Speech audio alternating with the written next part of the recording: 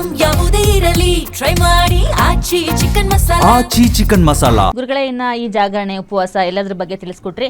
ಇನ್ನ ಈ ಶಿವರಾತ್ರಿಯ ದಿನ ನಾವು ಯಾವ ರೀತಿ ಪೂಜೆಗಳನ್ನ ಮಾಡಬೇಕು? ಬಹಳಷ್ಟು ಜನ ಬಹಳಷ್ಟು ರೀತಿ ಪೂಜೆಗಳನ್ನ ಮಾಡ್ತಾರೆ. ಕೆಲವೊಬ್ರು ಹೇಳ್ತಾರೆ ಶಿವ ಅಭಿಷೇಕ ಪ್ರಿಯ, ಅಭಿಷೇಕವನ್ನ ಮಾಡಿಸಿದ್ರೆ ಬಹಳ ಒಳ್ಳೆಯದು, ಈ ದಿನ ರುದ್ರಾಭಿಷೇಕವನ್ನ ಮಾಡಿಸ್ಬೇಕು ಅಂತ ಹೇಳ್ತಾರೆ. ಕೆಲವರು ಹಾಲಭಿಷೇಕ ಸಾಕು ಅಂತಾರೆ. ಇನ್ನು ಕೆಲವರು ಏನೂ ಇಲ್ಲದವರು ನೀರಭಿಷೇಕ ಮಾಡಿದ್ರು ಶಿವನಿಗೆ ಶ್ರೇಷ್ಠ ಅಂತ ಹೇಳ್ತಾರೆ. ಸೊ ಈ ಪೂಜಾ ವಿಧಾನವನ್ನ ನಾವು ಹೇಗೆ ಮಾಡಬೇಕು ಇವತ್ತು? ಹಾಗೆ ಬಿಲ್ವ ಪತ್ರೆ, ವಿಶೇಷವಾಗಿ ಶಿವರಾತ್ರಿಯ ದಿನ ಬಿಲ್ವ ಪತ್ರೆಯನ್ನ ಶಿವನಿಗೆ ಅರ್ಪಿಸೋದು 1000 ಜನ್ಮಗಳ ಪಾಪವನ್ನ ಕಳೆದುಕೊಂಡಂತಹ ಒಂದು ಫಲ ಸಿಗತ್ತೆ ಅಂತ ಹೇಳ್ತಾರೆ. ಇದು ನಿಜಾನ? ಬಿಲ್ವಪತ್ರೆಯಿಂದ ಶಿವನಿಗೆ ಪೂಜೆಯನ್ನ ಮಾಡಿದ್ರೆ ಯಾವೆಲ್ಲ ರೀತಿಯ ಫಲ ಸಿಗತ್ತೆ ತಿಳಿಸ್ಕೊಡಿ. ನಿಜಾನೇ. ಏನು ಹೇಳುತ್ತೆ, ಶಿವನಿಗೆ 3 ಮುಕ್ಕೋಟಿ ದೇವತೆಗಳಿಗೆ 3 ಇಂಪಾರ್ಟೆಂಟ್. ಮುಕ್ಕಣ್ಣ ಅಂತ ಅವನು ಕರೀತಾರೆ. ಅವನಿಗಿರೋ ಎಲ್ಲ ಪೂಜೆ ಪುನಸ್ಕಾರದ್ದೆಲ್ಲ ನೋಡು 3 ಇರುತ್ತೆ. ತ್ರಿಶೂಲ 3, ತ್ರಿದಂಡ ಅಂತ ಹೇಳಿರ್ತಕ್ಕಂಥದ್ದು ಅವನಿಗೆ ವಿಶೇಷವಾಗಿರ್ತಕ್ಕಂಥ ಅದು 3 ಕಣ್ಣು ಮುಕ್ಕಣ್ಣ. ತೆಂಗಿನಕಾಯಿನಿಂದ ಅವನು ಪೂಜೆ ಮಾಡ್ತಕ್ಕಂಥದ್ದು ಅದು 3. ಅದರಲ್ಲಿ ಮೇಲಿರೋ ಜುಟ್ಟು ಭಾಗ ಗಣಪತಿ. ಅದಕ್ಕೆ ತೆಂಗಿನಕಾಯಿ ಜುಟ್ಟು ಕೀಳಬಾರ್ದು. ದೇವಸ್ಥಾನಕ್ಕೆ ಈಶ್ವರನಿಗೆ ತೆಂಗಿನಕಾಯಿ ಹೊಡಬೇಕಾದ್ರೆ ಜುಟ್ಟು ಕೀಳಲೇಬಾರ್ದು. ಗಣಪತಿ ಅರ್ಪಣಂ ಅಂತ ಹೇಳಿ 3 ಕಣ್ಣುಗಳು 3 ಕಣ್ಣ. ಒಳಗಡೆ ಇರ್ತಕ್ಕಂಥ ಶ್ವೇತಾಂಬರದಲ್ಲಿ ಪಾರ್ವತಿ, ಒಳಗಡೆ ಗಂಗೆ, ಹೊರಭಾಗದಲ್ಲಿ ರಂಧ್ರವಾಗಿರ್ತಕ್ಕಂಥವನು ಸುಬ್ರಹ್ಮಣ್ಯ. ಸೊ ಕವಚವಾಗಿರೋವನೇ ಧರಣಿ ಗರ್ಭ ಸಂಭೂತಂ, ಆ ಗರ್ಭದಲ್ಲಿ ಇಟ್ಕೊಂಡ್ಬಿಟ್ಟಿರ್ತಾನೆ ಅಂತ ಸುಬ್ರಹ್ಮಣ್ಯ. ಸೊ ಇಷ್ಟು ತೆಂಗಿನಕಾಯಿ ಯಾರಿಗೆ ಸಂಬಂಧಪಟ್ಟ? ಈಶ್ವರನಿಗೆ ಸಂಬಂಧಪಟ್ಟು. ಭಾಳ ಸಂತೋಷ. ಒಂದು. ಎರಡನೇದು ಬಿಲ್ಪತ್ರೆಯನ್ನು 3 ಇರುತ್ತೆ. ಅದರಲ್ಲಿ ಬಿಲ್ಪತ್ರೆಯಲ್ಲಿ ಏಕಮುಖಿ ಬಿಲ್ಪತ್ರೆ ಅನ್ನೋದಿಲ್ಲ. 3ರಿಂದ ಸ್ಟಾರ್ಟು. 3, 5, 7, 9, 11 ಎಲ್ಲ ಇದೆ. 12 ಬಿಲ್ಪತ್ರೆನೂ ಇದೆ. 21 ಬಿಲ್ಪತ್ರೆ ಎಲೆನೂ ಇದೆ. ಅದು ಸಿಗೋತ್ತೆ. ಎಷ್ಟು? ಇಂಡೋನೇಷ್ಯಲ್ಲಿ ಸಿಗುತ್ತೆ, ನೇಪಾಳಲ್ಲಿ ಸಿಗುತ್ತೆ. ಅಬ್ಬಬ್ಬಾ ಅಂದರೆ ನಾವು ಗುಜರಾತಿಂದ ಮೇಲ್ಭಾಗಕ್ಕೆ ಹೋದರೆ ನಾಗನೀಚ್ ಅಂತ ಒಂದು ಕ್ಷೇತ್ರ ಇದೆ, ನಾಗದೇವತೆಗಳ ಕ್ಷೇತ್ರ. ಅಲ್ಲಿ 21 ಎಲೆಗಳು ಸೇರಿ ಬಿಲ್ಪತ್ರೆ ಇರೋದು. ಭಾಳ ಸರಿ ಒಂದು ಸಲ ಹಿಂಗೆ ಇಟ್ಬಿಟ್ರೆ ಅಯ್ಯೋ ಕೇಳಿದ್ ಕೊಡ್ತಾನೆ ಅಂತ. ಇಷ್ಟೆಲ್ಲ ಇದೆ. ರುದ್ರಾಕ್ಷಿಯಲ್ಲಿ ಅವನಿಗೆ ಪಂಚಮುಖ ಇದೆ, ತ್ರಿಮುಖ ಇದೆ, ಏಕಮುಖಿ ಇದೆ, ಎಲ್ಲ ಹೊಳ್ತಾ ಇರ್ತಾರೆ. ಇದರಲ್ಲಿ ರುದ್ರಾಕ್ಷಿ ಅವ್ನಿಗೆ ಹಾಕ್ಬಿಟ್ಟು 21 ಮುಖದ್ದು ಹಾಕಿರ್ತಕ್ಕಂಥದ್ದೆ. ಇವನಿಗೇನು ಅಂದರೆ ಈಶ್ವರನಿಗೆ ಪೂಜೆ ಪುನಸ್ಕಾರ ಮಾಡೋದು ಬಿಲ್ಪತ್ರೆ ಯಾಕೆ ಶ್ರೇಷ್ಠ ಅನ್ನೋದು ಭಾಳ ಮುಖ್ಯ.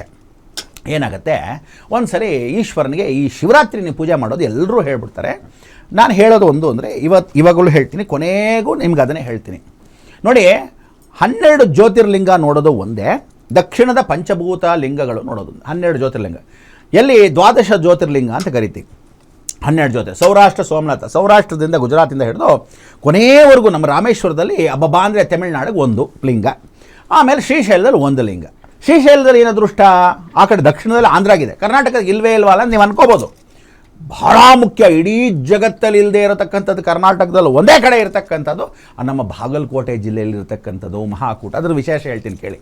ಎಲ್ಲರೂ ಏನು ಅಂದರೆ ಜ್ಞಾಪಕ ಇಟ್ಕೊಳ್ಳಿ, ಮಹಾಕೂಟಲ್ಲಿ, ಮಹಾಕೂಟ ಅಂದ್ರೇನು? ಕೂಟವಾಗಿರೋದು, ದೇವರುಗಳೆಲ್ಲ ಕೂಟವಾಗಿರೋದು. 3000 ಎಕರೆ, ಜಾಸ್ತಿ ಏನಿಲ್ಲ. ದೇವಸ್ಥಾನ ಬಂದು 3000 ಎಕರೆ ಭವ್ಯ ಅಷ್ಟೇ ಇರೋದು.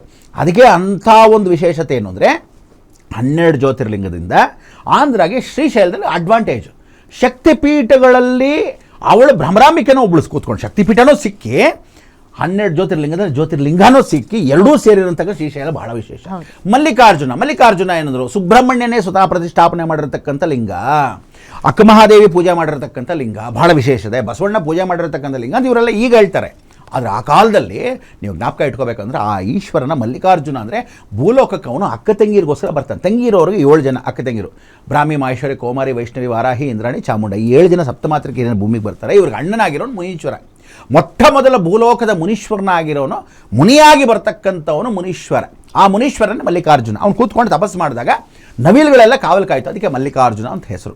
ಅವನ ಜೊತೆಗೆ ಭ್ರಮರಾಂಬಿಕೆ ಏನು ಮಾಡ್ತಾಳೆ, ಭ್ರಮರ ಅಂದರೆ ಅಲ್ಲಿರ್ತಕ್ಕಂಥ ರಾಕ್ಷಸ ಸಂಹಾರ ಮಾಡುವಾಗ ಅವಳು ಇಡೀ ದೇಹವೆಲ್ಲ ಕಣ್ಣಾಗಿ ಬಂದಾಗ, ಭ್ರಮರ ರೂಪದಲ್ಲಿ ಬಂದಾಗ ಆ ಭ್ರಮರ ಎಷ್ಟು ಬಂತು ಅಂದರೆ ರಾಕ್ಷಸ ಸಂಹಾರ ಇವಳು ಮುಖಾಂತರ ಬಂದಿದ್ದು. ಶ್ರೀಚಕ್ರ ಪೀಠದಲ್ಲಿ ಕೂತಿತ್ತು. 1 ಶ್ರೀಚಕ್ರ, 1 ರುದ್ರ, ಎರಡೂ ಸೇರಿರ್ತಕ್ಕಂಥ ಏಕೈಕ ಶಕ್ತಿಪೀಠ ಶ್ರೀಶೈಲ. ಇಷ್ಟಾಯಿತು. ಇದಕ್ಕಿಂತ ಶಕ್ತಿ ಯಾವುದಾದ್ರೂ ಇದೆಯಾ ಅಂತ ಕೇಳ್ತಾರೆ. ಪಂಚಭೂತಗಳು ಅಗ್ನಿ, ವಾಯು, ಜಲ, ಭೂಮಿ, ಆಕಾಶ. ಇದನ್ನು ಜ್ಞಾಪಕ ಇಟ್ಕೊಳ್ಳಿ. ಈ 5 ಲಿಂಗಗಳು ಯಾವುದು ಅಂದರೆ ಅಗ್ನಿ, ವಾಯು ಲಿಂಗದಲ್ಲಿ ನಾವು ಪಂಚಭೂತಗಳನ್ನು 12 ಲಿಂಗಕ್ಕಿಂತ ಶ್ರೇಷ್ಠವಾಗಿದ್ದು ದಕ್ಷಿಣ ಭಾರತದಲ್ಲಿ 5 ಲಿಂಗಗಳು. ಈ 5 ಲಿಂಗ ನಾವೇನು ಪ್ರತಿಷ್ಠಾಪನೆ ಮಾಡಿಲ್ಲ. ಅಗ್ನಿಲಿಂಗ ತಿರುವಣ್ಣಾಮಲೆ ಅಗ್ನಿಲಿಂಗ, ವಾಯುಲಿಂಗ ಕಾಳಹಸ್ತೇಶ್ವರ ವಾಯುಲಿಂಗ, ಜಲಕಂಠೇಶ್ವರ ಜಂಬುಕೇಶ್ವರ. ಜಲವನ್ನು ಪಾರ್ವತಿ ನೀರಿನಲ್ಲಿ ಹಿಂಗಂತಾಳೆ.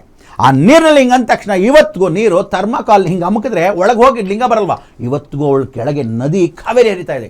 ಸೊ ನಮ್ಮ ಕಾವೇರಿ ಹೋಗೋದು ಎಲ್ಲಿ ಅಂದರೆ ನೀವೆಲ್ಲ ಅಂದ್ಕೊಂಡಂಗೆ ರಂಗನಾಥನ ಆದಿರಂಗ, ಮಧ್ಯರಂಗ, ಅಂತ್ಯರಂಗ 3 ರಂಗಗಳ ಪಾದ ಅಂದರೆ ಶ್ರೀರಂಗಪಟ್ಟಣ, ಮಧ್ಯ ಶಿವನ ಸಮುದ್ರ, ಅಲ್ಲಿಂದ ಪೂರ್ತಿಯಾಗಿ ಹೋಗ್ಬಿಟ್ಟು ಶ್ರೀರಂಗಕ್ಕೆ ಕಾಲು ತೊಳೆದು ಆ ನದಿ ಹೀಗೆ ಕೆಳಗೆ ಬರ್ತಾ ಇದ್ದಾಗ ಈಶ್ವರನ ಸೇರುತ್ತೆ. ಸರ್ವಂ ಮುಕ್ತಿ ಮಾರ್ಗಂ ಈಶ್ವರನ ಬರುತ್ತೆ. ಈ ಕಡೆ ದಡದಲ್ಲಿ ರಂಗನಾಥ, ಈ ಕಡೆದಲ್ಲಿ ಸಾಕ್ಷಾತ್ ಜಂಬುಕೇಶ್ವರ. ಈ ಜಂಬುಲಿಂಗವನ್ನು ಪೂಜೆ ಮಾಡಿರೋ ಪಾರ್ವತಿ ಏನು ಪ್ರತಿಷ್ಠಾಪನೆ ಮಾಡ್ತಾಳೆ, ಅದು ಜಲಲಿಂಗ. ಇದಾದ ಮೇಲೆ ಭೂಲಿಂಗ ಪೃಥ್ವಿ ಆಗಿರ್ತಕ್ಕಂಥದ್ದು ಇನ್ನೆಲ್ಲದ ಏಕಾಂಬರೇಶ್ವರ ಕಾಂಚೀಪುರದಲ್ಲಿ. ಇದು ಎಲ್ಲದಕ್ಕೂ ಮುಖಾಂತರ ಆಕಾಶಂ ಪತಿತೋ ಮಿತಾ ಗಚ್ಚತಿ ಸಾಗರ ಸರ್ವದೇವ ನಮಸ್ಕಾರಂ ಕೇಶವಂ ಪ್ರತಿಗಚ್ಚತಿ. ನೀವೆಲ್ಲ ಅನ್ಕೊಂಡಂಗೆ ಭವ್ಯ ಏನಂತಾರೆ ಕೇಶವಂ ಪ್ರತಿಗಚ್ಚತಿ ಹೇಳು, ಕೃಷ್ಣ ಅನ್ಕೊಂಡ್ಬಿಡ್ತಾರೆ. ಕೇಶವಂ ಸಾವಿಲ್ಲದವನು ಭಗವಂತ. ಯಾರು ಸಾವಿಲ್ಲದವನು ಭಗವಂತ. ಬ್ರಹ್ಮ ಮಾಯೆ ಬಲಭಾಗದಲ್ಲಿ ಯಾವತ್ತು ತಿಳ್ಕೊಳ್ಳಿ. ಅದಕ್ಕೆ ಒಂದು ಫೋಟೋಲ್ಲಿ ದೇವಿ ಪೂಜೆ ಮಾಡಿದ್ರೆ ಬಲಭಾಗದಲ್ಲಿ ಯಾವತ್ತು ತಿಳ್ಕೊಳ್ಳಿ ಸ್ಥಿರವಾಗಿರೋದು ಪರಮೇಶ್ವರ. ಮಾಯೆ ವಿಷ್ಣು ಮಾಯೆ ಸಂತ ಒಂದು ಕಾಲ ಮೇಲೆ ಇಟ್ಕೊಂಡಿರ್ತಾನೆ. ಎರಡೂ ಸೇರಿದ್ರೆ ಜಗನ್ಮಾತೆ ಮೋಹಿನಿ. ಅದಕ್ಕೆ ಗುರು ಬ್ರಹ್ಮ, ಗುರು ವಿಷ್ಣು, ಗುರುದೇವೋ ಮಹೇಶ್ವರ. ಗುರು ಸಾಕ್ಷಾತ್ ಪರಬ್ರಹ್ಮ ಅಲ್ಲ, ಬೇರೆ ಬ್ರಹ್ಮ ಅಂತ ಅರ್ಥ. ಪರಂಬ್ರಹ್ಮ ಅಂದರೆ ಜಗನ್ಮಾತನೇ ಚಕ ಮಾಡ್ಲಾಕೊಂಡಿರೋಳು, ಅವಳೇ ಪರಂಬ್ರಹ್ಮ. ಬ್ರಹ್ಮ ವಿಷ್ಣು ಮಹೇಶ್ವರಿಗೆ ತಾಯಾಗಿರೋಳು ಬ್ರಹ್ಮ. ಅದಕ್ಕೆ ಅಂಥ ಜಗನ್ಮಾತೆ